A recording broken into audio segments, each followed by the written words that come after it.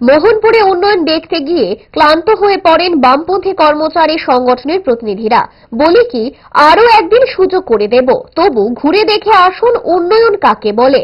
বামেদের মসৃণ কটাক্ষ মন্ত্রী রতন লাল নাথের।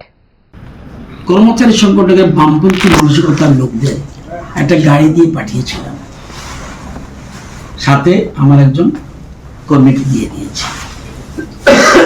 বলছি মোহনপুরে কি ডেভেলপমেন্ট হয়েছে, ট্রাইবেল নন ট্রাইবেল পুরো এলাকা দেখো। তাদেরকে পাঠিয়েছি, 3 ভাগের 1 ভাগ দেখার পরে টায়ার্ড হয়ে গেছে। তারপরে আনিয়ে পুরো পরিষদে তাদের একটু খাইয়ে দিলাম, খাও, আরেকদিন বলবে 2 দিন ঘুরিয়ে দেবো। সারা রাজ্যে ঘুরে আসো।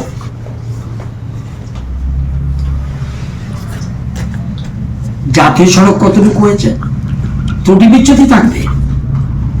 আমরা বলছি না সবটা ভালো করছি, ত্রুটি বিচ্যুতি থাকবে।